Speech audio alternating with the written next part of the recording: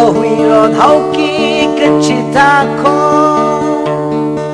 John we kapani Leisha lumli Kashinaka One can rumwi mirin Ngatorwe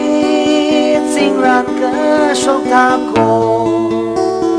Ini sampang tawi ningai Leishan mau bayrum da kapung bayli Napakat sa lejwi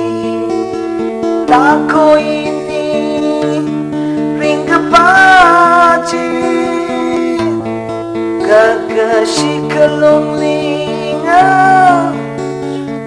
Tui ao a Johnny ni Leisha Le tui linga so Tui ai Tui hoai la le tui Leisha tui mirin Tui hoai la le tui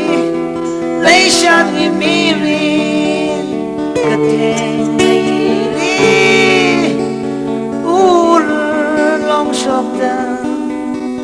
Mang song ram lila Masam lisa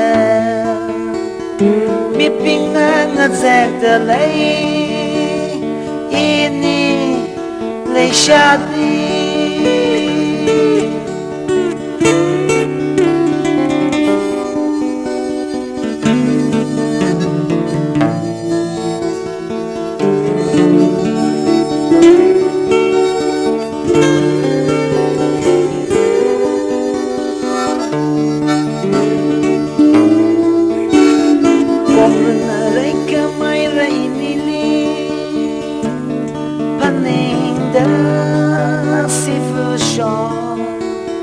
Leishat karun Chicharai re Kaki bawi kayon sa Hausito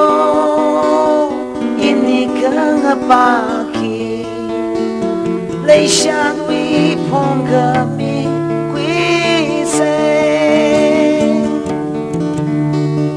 Ajon na ning jota chuk majita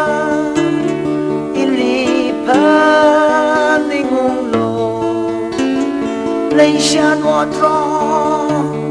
Hor halaka Kong maganda Tui haire ameva Ka ajon isigafu Ka raukon shalabayan Kong maganda Tui haire ameva Johnny Sigafu Kalau kon shalabayan Kong maganda Tui haire ameva Ka Johnny Sigafu Kalau kon shalabayan